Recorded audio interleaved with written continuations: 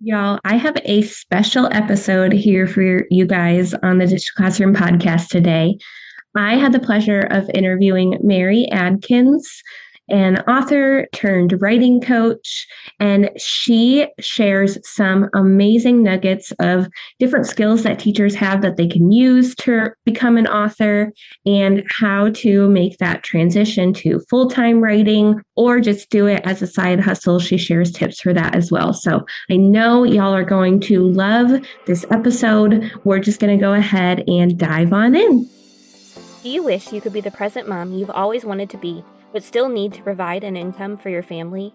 Are you tired of scouring the internet for legit jobs that will replace your income and that you can do from home in your PJs? Hey friend, welcome to the Virtual Assistant Mama podcast.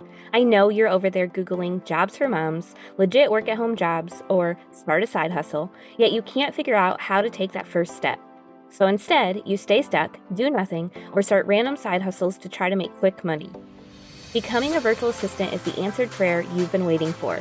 My name is Ariana, and I'm a former teacher turned work-at-home mom who replaced my teaching income as a virtual assistant in just 6 months.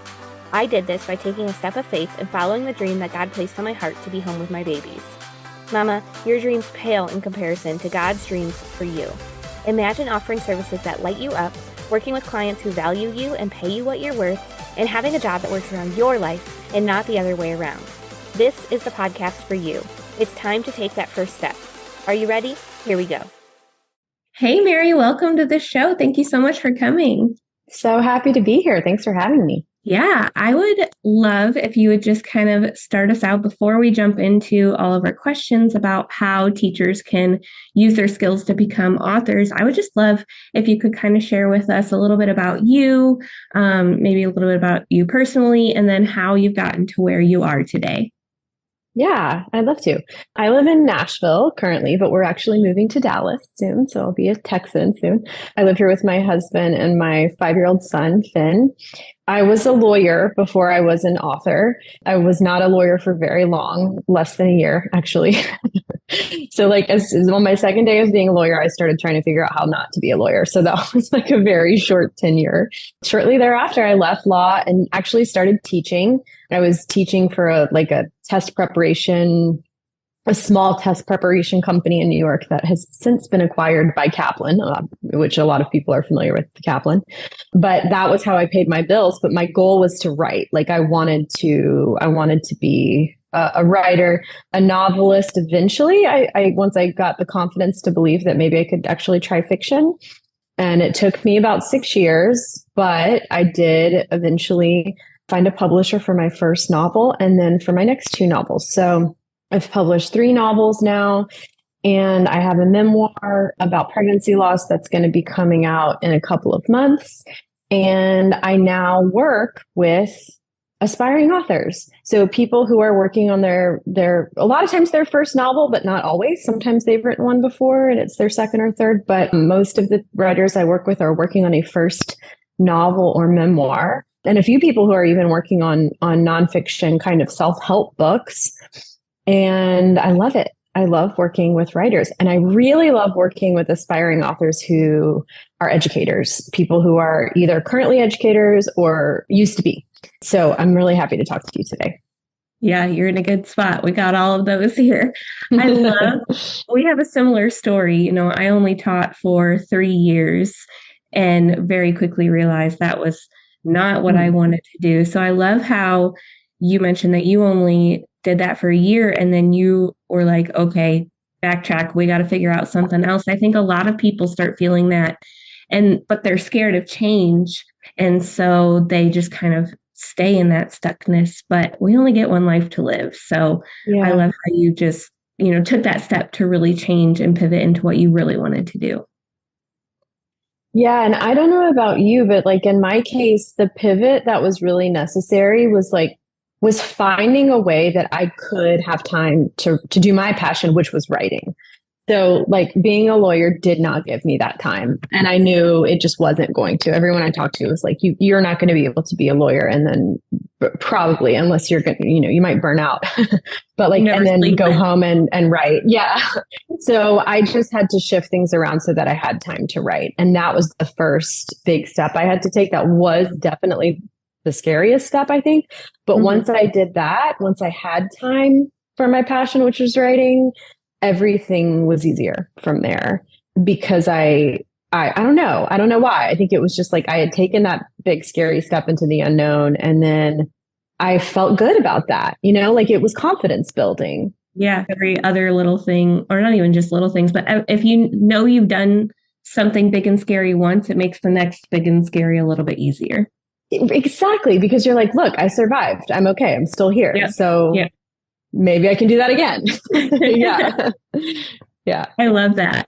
So let's jump into the questions I have for you, because I know the listeners really want to know how they can jump into this author world, especially if they've never been one before. So what would you say are the top 3 skills that teachers have that can translate into writing a book, and how will those skills help educators unleash their creative side to create that book? Okay, I love this question. And in preparation for it, I talked to a couple of the teachers teachers or former teachers who I work with, to ask them what they thought, because I really have been surprised how many teachers have ended up wanting to write novels and like being in my program. I mean, it's very cool. I kind of expected the lawyers because I am a lawyer and I know a lot of lawyers want to write, but I've been pleasantly surprised by the teachers. And it makes sense to me though, now that I think about it, because, okay, so the 3 skills that came to mind in conversation with teachers I work with who are now novelists, one is planning. My writer who works with me, Gail, she mentioned this, and she was a teacher for a really long time. She said that, and I think that this was really interesting. She's like, as a teacher, as an educator, like you have to be able to look at the big picture of what has to be conveyed, what has to be achieved, and then break it down into smaller pieces. And that is such an essential skill for writing a book, because a book is like huge undertaking, right? Like the kind I teach is narrative. So it's either going to be fiction or nonfiction, a novel or memoir, but it's like, that's 70,000 words a lot of times or more. And so that can be very daunting to someone who doesn't have the skill set of being able to break down that really big mammoth project into manageable pieces. And I find that teachers often have that skill and kind of, we take it for granted. It should not be taken for granted, because not everyone has that skill, right? To be able to like look at a big undertaking and go, okay, how do I actually tackle this piece by piece? So that's a huge one, I think. Yeah, I agree. And in the teaching world, we call that backwards design, like knowing, just for example, if you have to give your kids a test, you have to know like what they need to know to be able to pass the test. You have to figure out how to break that down and get them to that point of successfully mastering it. So that is really cool. Okay, another one that may seem obvious is better readers make better writers. Like that's just true. And not everybody who wants to be a writer is someone who has read very much or someone who likes to read. Not that all teachers are voracious readers, but I find that teachers tend to be good readers, which makes sense because you have to read a lot in the profession, right? And a lot of times, like, even if you're not teaching English or language arts or reading and writing, like reading is going to be a big part of the work. And so I just think that's, again, one that can be kind of taken for granted, but shouldn't be, because it really does make a difference. Like the teachers I work with tend to come in having read the kind of book they want to write. And they know it. They can kind of point to like, okay, this is the kind of book that I want to write. I really like this author. And they have this intuitive sense of what they're up against, which is super valuable, because like before you can do a thing, you have to know what you're trying to do. Right. And like getting your head around that is just such a good starting place. So yeah, that like those reading comprehension skills that teachers have are just incredibly valuable when you come into this kind of work. And I don't actually believe that people have to have written a creative word in years and years. I mean, I work with writers. I work with a writer who just finished her novel. It's a middle grade novel, so it's for like 8 to 12-year-olds. And she is a doctor. Like, she would joke that she hadn't written a creative word since in 20 years. But it doesn't matter. That creative spark, I really believe, is in all of us. And just because it's latent, it doesn't mean you can't write an amazing book. Sometimes people say, oh, do I need to start small? Do I need to write short stories first before I try a novel? No, I didn't. I've never written a short story I liked. I went from zero, from being a lawyer, to writing novels overnight. I just think it's important for people to realize that. You don't have to do a slow gear up. So let's say you're a teacher and you there are certain books that you love that your students love. Not that you need to write young adult or middle grade. You can also be writing for adults. But let's say there's something that you love and you want to write that. I don't want that person to think, oh, but I haven't written creatively in a really long time. I'm going to have to take all these classes first. I'm going to have to start with a short story. No, it's just not true. You really could. People could sit down and write a really strong novel draft coming from not having written creatively in a very long time. I think a lot of that stems from some people just have that perfectionist tendency. And so they think they have to write the best right out the gate and have everything in place. But I say this a lot here on the Digital Classroom podcast.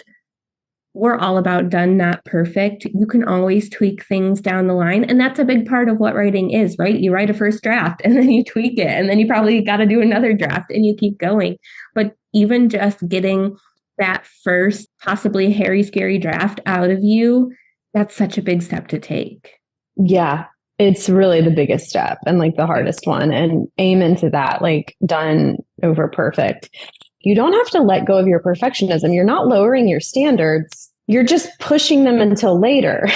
Yeah. You don't need to refine it yet. It's the first draft. You get to be picky. It's just that comes later on, Yeah. And you got to get it down first. It has to happen in stages. Yeah. I like that. Push it till later.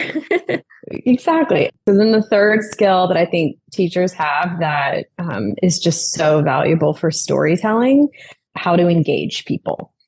How to be interesting, how to get their attention and how to speak to them in a way that's clear and communicate something. Again, those are huge skills. Those are not things that everyone can do. But it makes sense to me that teachers can do that, because if you're a teacher, people you're teaching, their attention is not granted to you, right? You got to earn it. You got to hook it. And that is exactly like writing for a reader. The reader is not here to give you the benefit of the doubt. The reader wants you to immediately engage them, tell them why they need to be reading, make it easy for them to follow. It should make sense to them. It should be clear. And those are things that a lot of people who are not teachers do struggle with if they're not in professions where communication is so important. But in teaching, communication is so essential, right? That is just incredibly valuable when it comes to telling a story. If you're not engaging someone from the first page, they're not going to read the second page. Teachers already have a lot going for them when it comes to writing a novel. They do. And I think it's so ingrained in us. We went to school for teaching. We have to use this degree for teaching.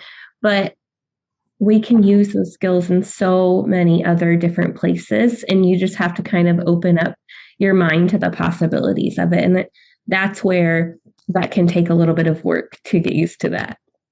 I think it can be really cool to think about how you can still educate through other forms, right? You can convey a message, you can teach through fiction. I don't know. That's just, I think that could be a really cool challenge for someone to think through how they could translate that passion and just do it into a different form.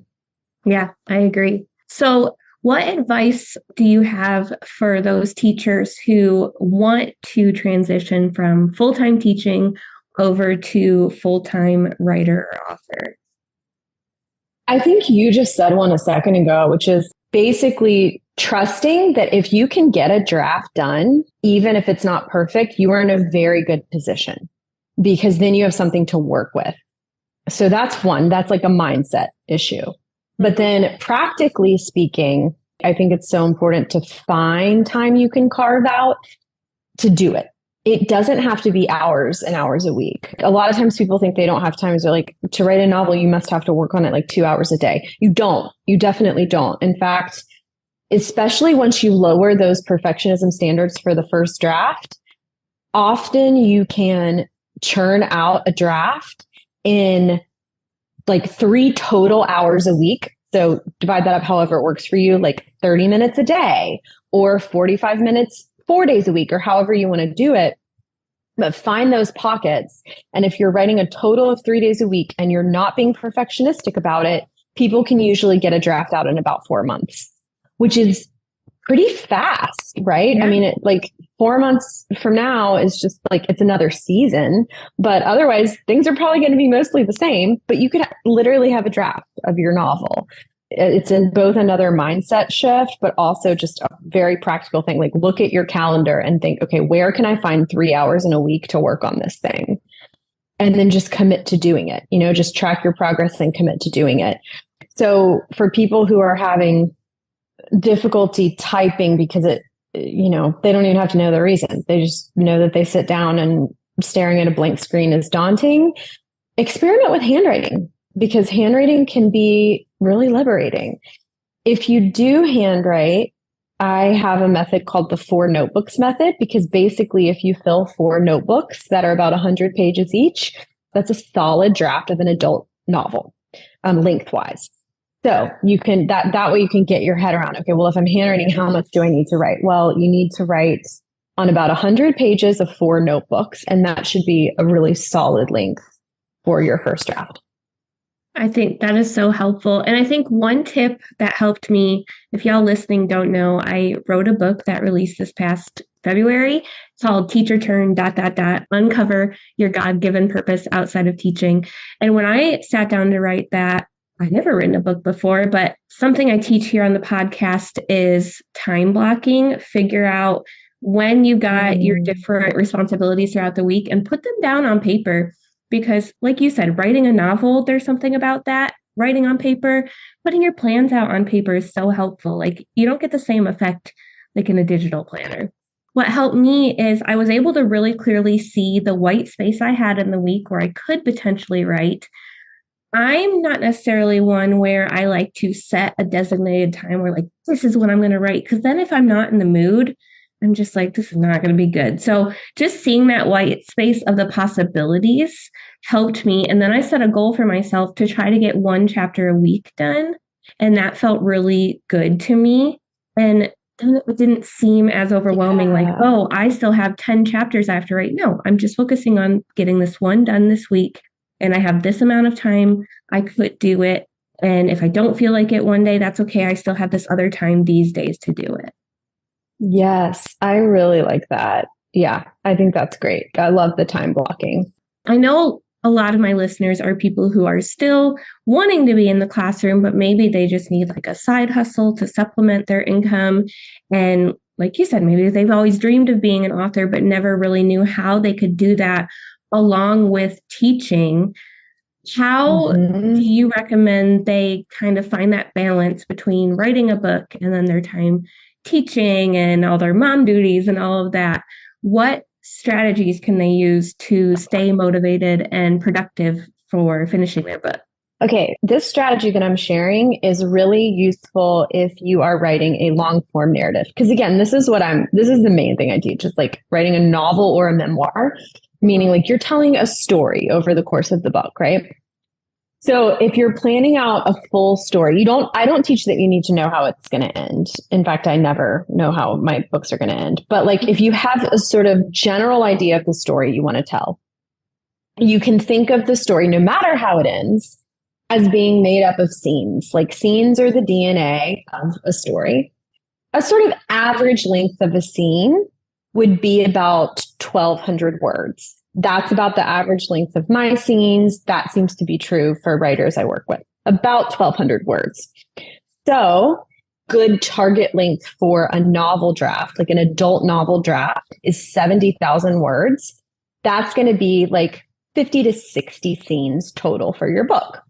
And that's also true for a memoir. If people are writing for a younger audience, so if they're writing for young adults and teenagers, it's still the same length, 70,000, 70.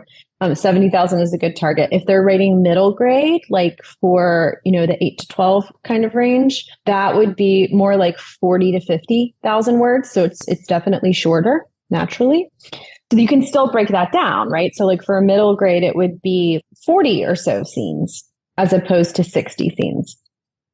Anyway, so if you think about a story as being made up of these scenes, one way that can be seen very manageable when it comes to like balancing life and work and creativity is deciding you're going to write one scene every day or 3 scenes a week or, whatever feels manageable. I love this strategy because it means I will sit down to write a scene.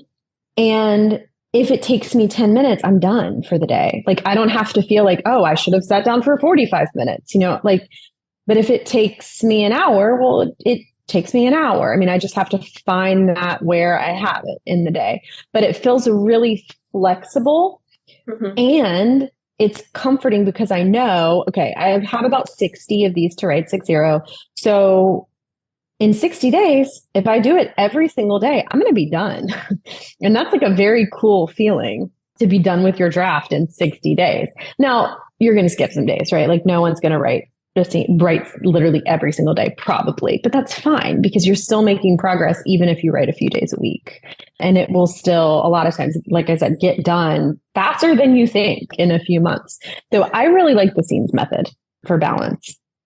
Yeah, I think that's really good. It's kind of, for my book, the chapters were pretty short, but if you're writing, like you said, a 70,000 word book, your chapters might be pretty long. So I like that idea of just breaking it down into the scenes. And yeah, there might be a couple scenes in a chapter. You don't have to sit down and write out that whole chunk, but just breaking it down even smaller makes it so much easier. I always say, how do you eat an elephant? You're not going to put the whole thing in your mouth at once. You got to eat it a bite at a time. And so that can be applied to so many things, but especially book writing. Yeah, exactly. Like manageable pieces. I think it's a really good point. I think with a novel, a lot of times you don't know what the chapters are going to be yet. Like those come later when you're revising, you decide what those are. So scenes, like you said, is just a lot more manageable of a unit to use. Yeah. So let's transition now. I want to ask you, are there any common misconceptions or challenges that teachers face when it comes to writing their book? And then how can they overcome those? I mean, the one that I see most is honestly also true for not all other professions, but definitely for some, like lawyers, which is that a lot of times teachers are pretty burnt out. So it's hard to think of adding one more thing. And I have a lot of sympathy for that. Like, I don't know. I feel like we live in a culture where we're all burnt out all the time. And so like the idea of being like, I'm just going to add writing a book onto my pile of things I have to do every day can sound tiring, like even just thinking about it. And again, like I have a lot of sympathy for that. The only thing I will say about that is like, there are some things, right, that when you add them to your load, they don't seem to make things heavier. They seem to make things lighter. Like yoga is like that for me. When I work that into my schedule, it actually seems to open up my schedule because I don't know. I don't love the term self-care because it's used so much, but like, because it's self-care. And I find that like people who have a book burning in them that they want to write, even if their goal for writing it is professional, like they want to publish it, maybe they want a career as an author, maybe they just want to write a book and publish it. Like it could be anything.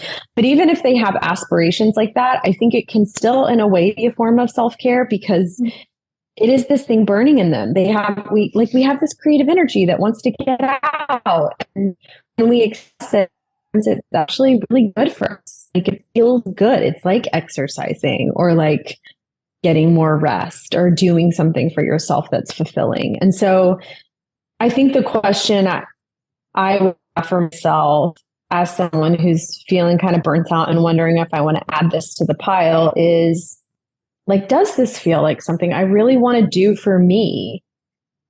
in addition to any other reason I may have? And if so, maybe try it, because it may actually not feel like it's adding on. It might feel like it's replenishing. Yeah, I agree. And I think sometimes, just with the example of exercising, like we don't want to do it beforehand, but then we do it and it feels so good. And so if that's writing for you, like if the hardest part about it is just sitting down and getting started, just know that's with a lot of different things. And that's where you can use that time blocking method, figuring out when you have the time. And then on those days, like if it doesn't feel good, if it really truly doesn't feel good, then don't do it. But if it's just like the getting started part, like give yourself like a little goal to work towards. Like if I just do this today, if I just write for 10 minutes, that would be enough for me. And then if you hit that and you're feeling good at that 10-minute mark, you can keep going. But if not, you can stop. Yeah. Yeah. I really love that mind trick. Yeah. Like just giving yourself, being like, I'm just going to commit to 5 or 10 minutes. And then if you feel good, you're like, okay, now you can keep going. I kind of do that with running. Yes, that's what I was just going to say. When I'm doing cardio, I'm like, okay, I just got to make it 10 minutes. Yeah, exactly. That's so funny.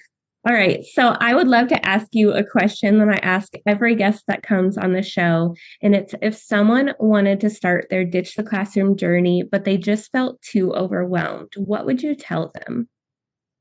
I would start with this is totally stolen from someone named Julia Cameron. She's an author who wrote a book called The Artist's Way, which is really worth checking out if people are curious.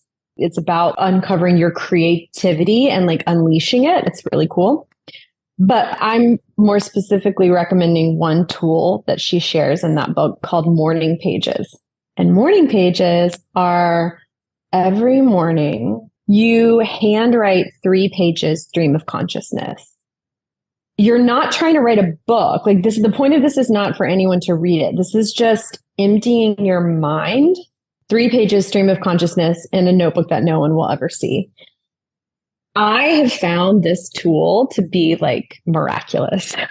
It just tends to help clarify, like it helps kind of fight through fear. It helps clarify what your real vision is. Like it's like such a cool tool. And I think for me, I've done it a few times whenever I felt like stuck or overwhelmed, but known I needed some kind of life change. And it's worked within a couple of weeks. Like it doesn't even take that long. So love morning pages, 3 pages, stream of consciousness as soon as you wake up for like a couple of weeks and just see what happens. I love that because we have so many thoughts going on in our head all the time. There's like, I just read recently, it's like you think, I don't know, millions of thoughts a day. That is crazy. And so just like trying to get it out on paper, the little ones then hopefully are removed. And then you just have the big ones where you can like hopefully just hone in and focus on those. And that's where you can be productive. So I love that. Yeah, it's like magical. It's like giving all those little thoughts somewhere to go. Yeah, that's crazy. Now I'm calculating how many thoughts I've had already today. I know. It's too many. Oh my gosh. Too many. Well, it has been such a joy having you on the podcast today, Mary. Where can my listeners come and connect with you? So they can go to my website, Mary Adkins, that's with a D, like dog, writer, maryadkinswriter.com. Or they can go to thebookincubator.com. That's the name of my program. And there's just a 2-question application to apply to it. And if they're accepted, I send a video training that's on my 4 notebooks method of writing a novel, if they want to check that out. So a couple places that, they can find me. And I have a YouTube channel too. So just search for my name and it should come up. I share a lot of writing tips on there. Perfect. And I will have all of those linked in the show notes for those of y'all listening. Awesome. Well, thank you so much again for coming on today and just pouring into my audience. I know that they're going to love this episode and just eat it up. So thank you. My pleasure. Thanks for having me. This was really fun. All right, y'all. Thank you so much for tuning in today. Make sure and go show Mary some love if you're ready to get that novel out of your brain and into the real thing, go check out all of her resources. And we hope to see you back here on the Digital Classroom podcast really soon. Thanks so much for hanging out with me today. I would love to bless you with a free gift as a thank you. All you have to do is leave a review of the show on Apple Podcasts, take a screenshot, and send it to podcast@virtualassistantmama.com. I'll send you a code so you can snag my virtual assistant toolkit for free.